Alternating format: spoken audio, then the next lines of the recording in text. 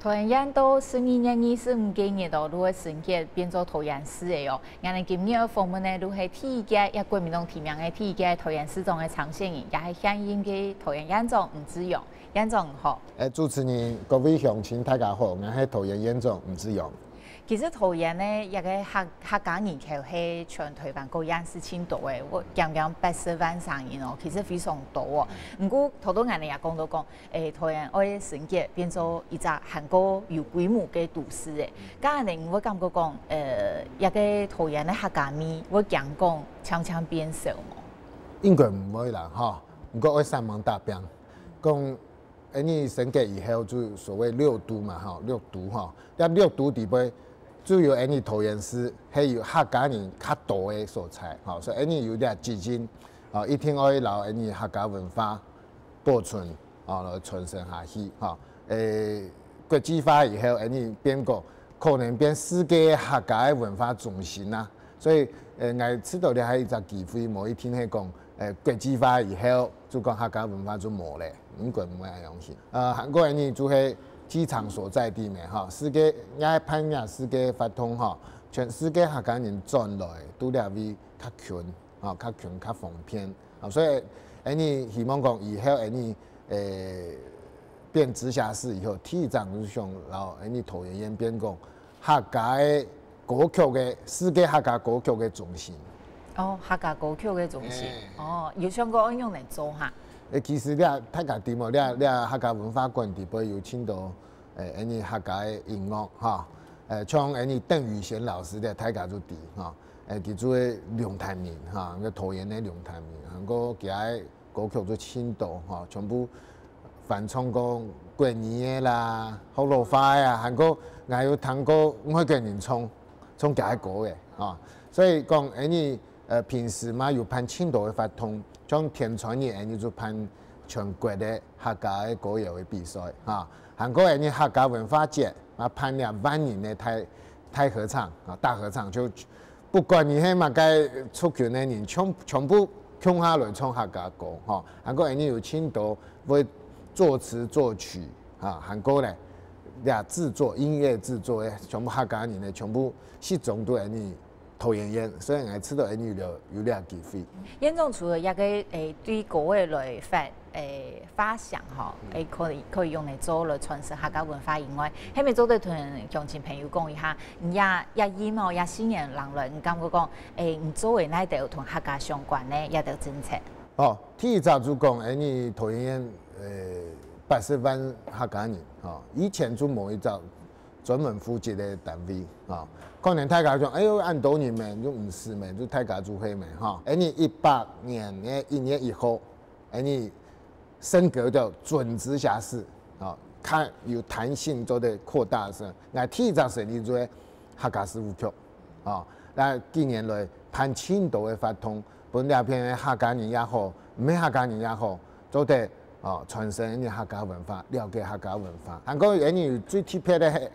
除了你大家地主讲，客家人会唱山歌啦，了对吼，像较都山党吼，还有那山客哈，你新福、观音、太原了三只全部都海顺，海顺就全台湾海顺客家人青岛的做你桃园听听，其他全部都山地，都讲山的哈，所以你有发展一种那海客的文化，哦，你嘛青岛，你通化。是三客嘛，哈，你嘛请到一只海客文化的代表，做一个黄锦花，黄锦花就清太类嘅花，啊，嘅黄色的花哈，唔驚寒啊，唔驚曬啊，嘛唔驚風，嘛唔驚寒啊，嘅鹽分按太嘅海風哈，唔驚，還個清好用，也嘅也邊做你做嘅班嘅嘅下輩嘅大家咧，啊，所以嘅做你客家文化，你老記。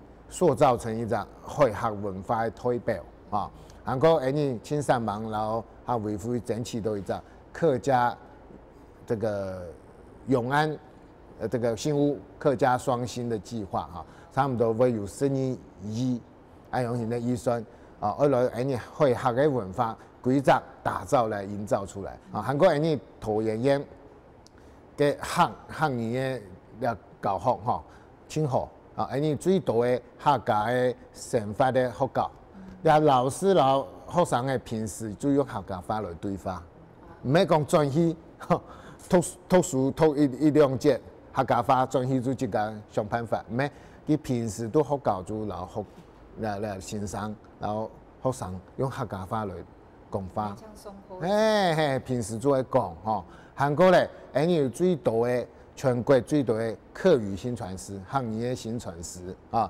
新传师呢，本来行政院规定讲，一只新传师当做开40班，个补助，做得个开40班，就一只老师做得开80班。其实除了有7只嘅重点发展的所在以外，像桃园啦、太海啦、龟山啦，了就将个福路人较多，不过。个地尾嘛有差唔多会有20%，20%的客家人，也蛮多，韩国人嘛攀亲度的法通啊，像老扮演咧，样型的东西，全部都唔免客家种的素材，专门大家来认识来参加，唔免客家人一家搞到去冲，唔讲老辈人唔知，唔免样型的状况，所以几只桃园讲。大家做得接触讲客家文化，系日常生活一部分，大家有机会来欣赏客家文化。你感觉讲除了客家政策以外，还有乜嘅过春台？你感觉讲升级过后，可能本来想要做升级过后，韩国有一个资源想要做的政策系乜嘅？桃园是一个最慢升格的，但是不是第6都啊。它现在的竞争力已经是全国前3名啊！我们这个努力下来哈，那之后给还有在今后会发展出国际化，因为它是国门之都啊。讲清旧的那亚太营运中心，也变到桃园航空城，安就终于通过了啊！这个会让桃园啊成为未来台湾发展的一个中心啊，所以我们。这个是我们桃园最重要的一环，加上我们的捷运建设，全部有联动飞机场、高铁、台铁韩国联动台北市、新北市、桃园市3张直辖市全部联动更好，所以整个的效益会非常非常好台湾一定会加油所以希望讲桃园即家就讲有机会。影香港胜新加坡桃园就上会赢所以几只台湾应该大家冇存一只失败主义，讲你做唔好你冇办法啦，冇法度就像看一家样板上唔头讲到青太一个开发桃园航空上，其实先前也沸沸扬扬闹到去太旁。好闹的，你嘛该做的闹啦。其实也真蛮大家感觉讲也虽然讲通过的，不过反对的人，就算伊系少数，也系爱谈嘛身为父母官安尼。感觉讲也个争议系持续，因为嗰度人佢讲讲，可能超铁皮的争议啊。唔系，嗰超铁皮的，嗰是天师自家讲的政府做事情就会留在经济价值做，马上我去买，佢冇办法限制咩？你吃到量唔好，你就唔会去买咩？你吃到量有希望，有的人就会去买咩？韩国航空城，大部分的土地全部原本沿路的人以前唔系样，以前的钱本你就提出拿走了，个钱也没清头。你开始我整理以后，我原本大部分的地我原本，其他做嘛干呢？做捷运的腹地，做了3年的腹地，做了第3跑道的，两组的公司在当然为到国家的建设是有牺牲，但是你要把它回去给他们更好的规划，所以以后还是有捷运非常方便，韩国以后的公共设施的比例非常非常高所有的河川全部整理过了，所有的笔筒，你下家人最好全部保存好，整理好的。你看极好的生活的环境，我原本你沿路的铁柱，你沿路的铁柱，只家去买本马仔，你没办法限制。讲实在，我买的人实在唔係清楚明啦。就讲你喺本嘢，你冇本老辈人偏到就买睇咧，本撇晒去炒地皮。要某上会参加你全部保留咩？某人我对你会一定会走啊，某人暗涌型啊，哦，你某想会参加你就保留没，好，就暗涌型啊，除了那个第三跑那个飞机会飞跑到某盘法，你看飞机中午的按散了散一没，除了那个以外，基本上哦，你只要不愿意搬，就留在原地。那希望搬好以后才拆原来的，就叫先建后迁。你嘛做嘞啊，韩国几座村啊，全部相承的、相逢的、相马街带穷哈，以后某想会不想要分开啊。我们也有所谓一村一安置安永型的计划，按他的所才做的安排没。所以你就以前的安永型的，呢从来没上岸多的。啊，我们把皮塘保留，把河川直接就整治好了啊。韩国嘞，先建后迁，一村一安置啊，还有就是把这个所有的这个交通做好啊，2条捷运在里面啊，所以讲两条件是公司在清好，所以大部分的人是希望参加啊。当然啦，有的人是对比这个原来土地的一个感情，要嘛个哈，佢较无想会参加哈。这就要是不妨碍那个飞行安全的话，我们基本上内政部的都委会都会让它保留。啊，咁工作还有一条人呢，嘛该按呢佢主会反对的啦。哈，那这几讲的事情有道理的，你就做没；冇道理的，佢主会吵。咁做唔得讲是搞啥？你是啥？为了主动一个国家推翻会起飞，对你生源的事情，本少数几个人绑架，那是做唔得，做唔得安东西。你讲的事情有道理，政府让你判，做唔到一定会당你的，给其他几多办啥的人，未来给他子孙的未来发展，好，冇可能讲당你给啥人，一定会用办做用办的，大家会好好哦。和谐的来讨论这些事情。啊，讲你桃园政府讲在，你喺国家嘅话，唔係你哦，是都你桃园天天哦，所以你尽量来，然后你老百姓想会偷嘅东西，你用可能偷到嘅方式，老你天数来偷。嘅听见係你内政部嘅都市计划委员会，佢要知道有道理冇，做的做按做。我样向都撇晒你，撇晒权利嘛，哈，佢会做一个清好嘅决定，做安用型。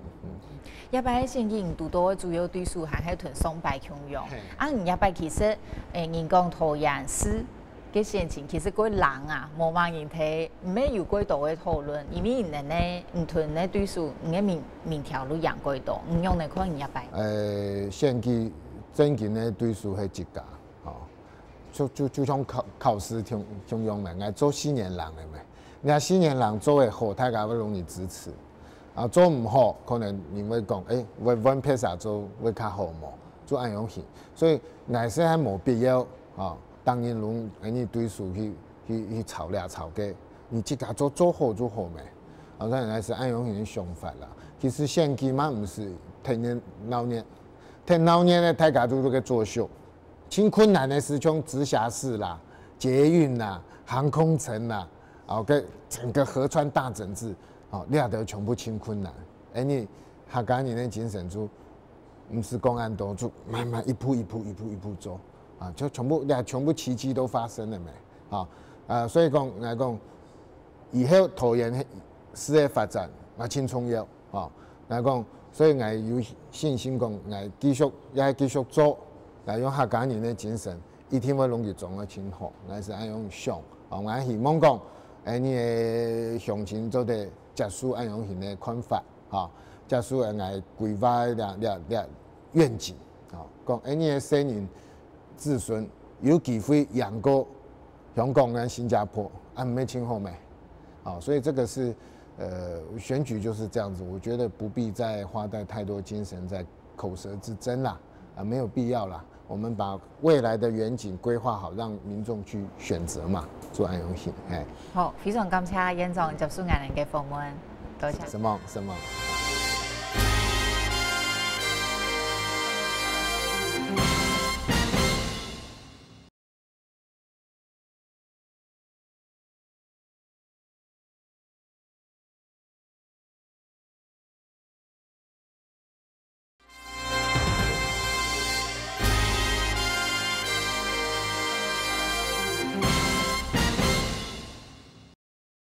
今日好访问的是民进党提名嘅第一届桃园市长的长线演唱文灿，参选人您好。主持人、各位观众朋友，大家好，我是郑文灿。我们知道桃园县即将变成桃园市，这个客家人口数其实是台湾各县市最多的，快要80万人。不过桃园渐渐都市化发展，然后也要变成第6都了。以您在地来看啊，我们会好奇，是不是桃园其实客家味也会渐渐变淡？桃园应该是客家的文化重镇啊。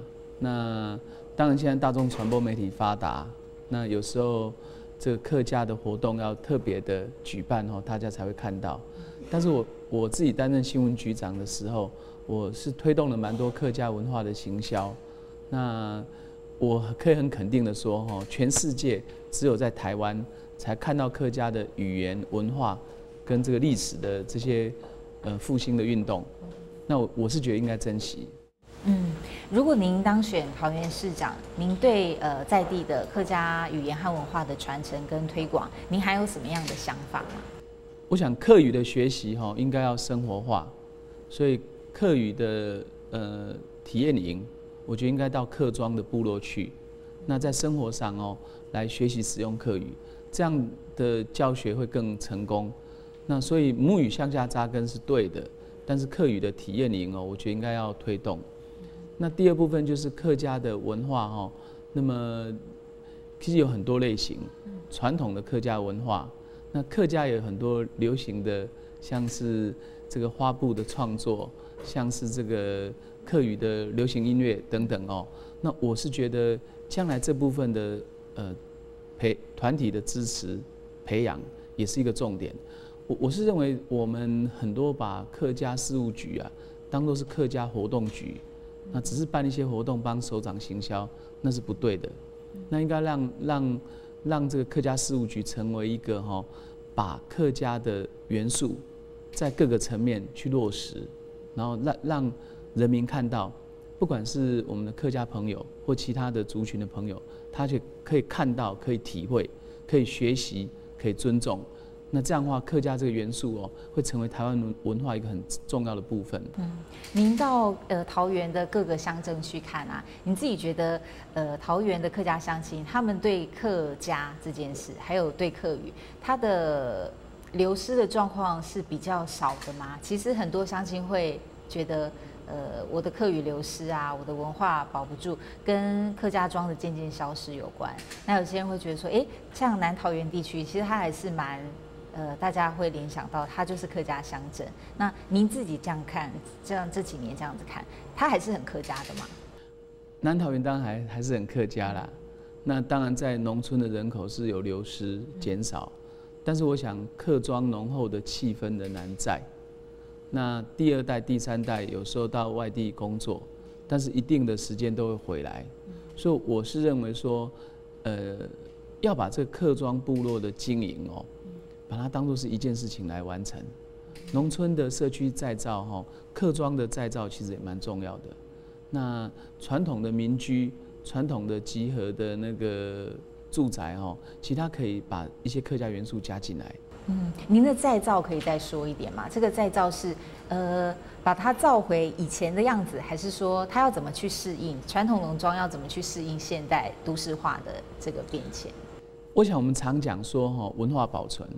文化保存不是复古，也不是说叫人活到过去，但是文化有些质素可以留下来，比如说有些宗祠、有些民居，我们可以把它当文化资产留下来，做一些导览，让学生可以做户外教学，那地方上的耆老可以留下更多的故事。那当然你说客庄的生活。那不可能说他原来保存原来的4合院的生活方式，那是不可能的。所以我想这里我们讲的是文化要保存，但客庄的生活的方便性，那也不应该受到影响。所以您认为现在县政府以后的市政府，它有专责的客家事务单位，其实这个单位跟它的经费其实是没有太大问题，只是说您认为不能变成像是活动局。对。我想像我举个例子像龙潭就是一个很有魅力的小镇也是客家文化典型的地方。那龙潭曾经产生过邓宇贤，他是台湾民谣之父。那我当市长，我要建立一个邓宇贤台湾民谣纪念馆，让年轻人看到我们自己的历史，我们自己的歌谣。那从歌谣当中也可以认识到一些文化。那另外一个是客家文学的导师，那么也是文化国宝钟肇政。那我觉得，钟肇政的文学代表客家文学。那如果我当市长，我也会推动钟肇政台湾文学奖，让更多人用笔来写自己的故事。那当然包括客家的文学。所以我是觉得有很多的工作可以在平常就推动。那不是只有办单一的活动。除了客家政策以外啊，您的想象的蓝图当中，您希望这个新的升格之后桃园市，您想要把它打造成什么样子的城市？桃园应该算是一个年轻的都市，那北桃应该连结成为一个生活圈。所以我觉得桃园假设房价涨2倍3倍，然后就生活品质没有提高，那桃园就失去竞争优势。我觉得好的桃园应该是房价平稳，但生活设施呢能够慢慢赶上双北。所以对我来讲那么吴志阳县长的口号是超越香港、新加坡。那我自己的诉求是赶上新北，赶上台北。我希望桃园跟双北能够连结成为一个生活圈，那自然的更多年轻人愿意选择在这里创业，在这里工作，在这里追求人生的梦想。那所以桃园应该做年轻人的第一站。那第一里路我们要想办法帮他完成。您说要赶上台北跟新北成为共同生活圈，比较具体的做法会是什么？我想第一个就是交通系统，捷运应该连结，包括机场捷运新庄线、三莺线，必须要拉到桃园。第二个当然是像公车系统也要连结，能够让上班族方便。第三，像河川整治，像大汉溪、淡水河，应该整个整治计划能够一致。那再来的话，就是说，我是认为桃园的整体的基础建设做得不好，那么赶不上台北。像台北每个行政区都有运动中心，桃园没有。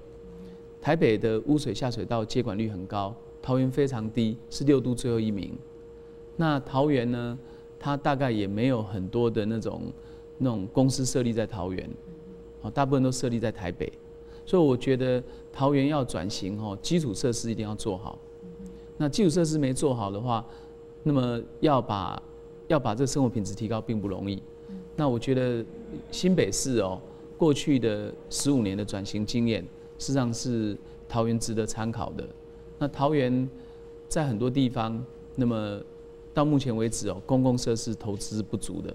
那比方说像桃园现在进行很多土地重划开发，包括航空城，我认为很多公有土地重划取得之后不应该只是卖给财团来盖豪宅，应该要考虑来做公共建设，包括社会住宅，包括公民会馆，包括运动中心。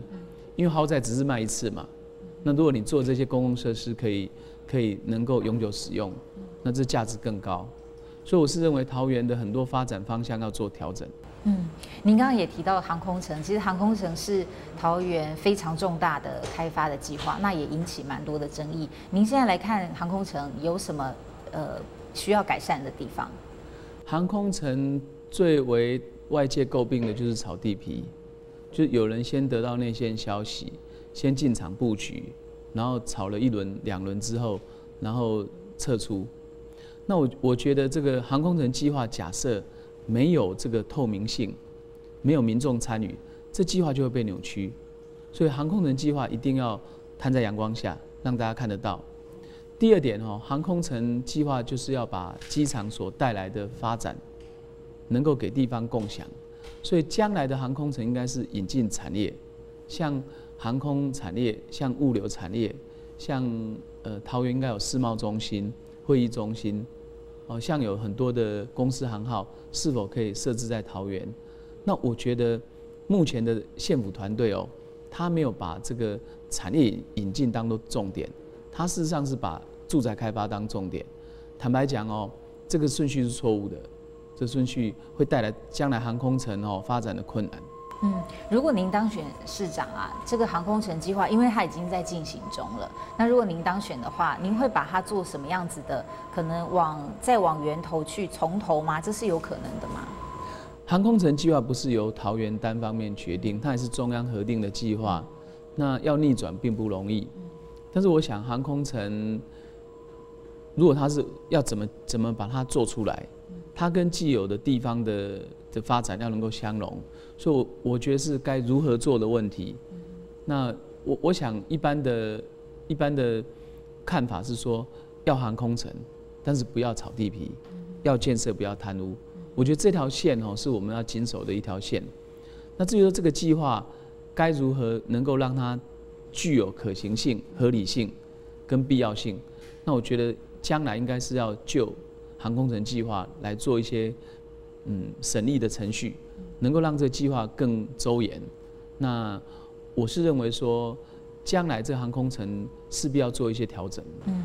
除了航空城的计划以外，客家电视很常报道，还有在地乡亲很关心，有一个是工业区造成的水污染，那它也延伸说还有就是观音藻礁的保护的议题，您怎么看？观音跟新屋的藻礁是累积了好几千年才形成的一个珍贵的自然文化的一个遗产。那如果说我们把它破坏掉了，就没有了。所以我想工业区的废水应该就是要严格纳管，让它经过处理之后才能排放。那如果有私接暗管或利用下雨天夜间排放，就是要严格的去处罚。那我是觉得在环保稽查工作上坦白讲是可以做一些混编，比如说要同一个稽查的小组只负责某个区，这种很容易产生弊端，应该是混编的方式，能够让这个稽查的效果达到最高。那重要的是说我们对整个海岸的保护应该有一整套政策。那我当市长的话，我会提一个海岸保护白皮书，让海岸当中一些敏感的地带，像沙滩、湿地、像藻礁，获得充分的保护。有些开发行为该限制就要限制，那不能等开发破坏之后再来想保护就来不及了。您上次在竞选县长的时候，其实您的票数是还蛮让人跌破眼镜，就是其实您只输将近5万票这样子。那南桃园传统上是民进党得票比较弱的地区，那您这次您觉得您怎么去争取就是乡亲的认同，把这个5万票赢过来？我相信桃园不分南北乡亲会有一种期待，就是说能够透过轮替改革带来进步。那当然吴志阳县长的团队，他也是继承国民党过去的政商包袱，所以他会接连2个副县长都会出事一个涉及炒地皮，一个涉及贪污，到目前还在收押。那我认为人民会想改变，那这是不分南北的。但是我想要让更多的选民认识我，除了宣传之外，我会做很多那种面对面的活动。事实上，我跑的村里级的活动蛮多的，让大家看到，让大家了解我们的认真跟诚意。那当一个人分身乏术总是时间有限，那我尽我最大的力量去接触到最多选民。那我是认为说这一场的选举是对台湾很重要的考验。选民在投这一票的时候，他会考虑到说他要不要改变。好，非常谢谢您接受我们的访问。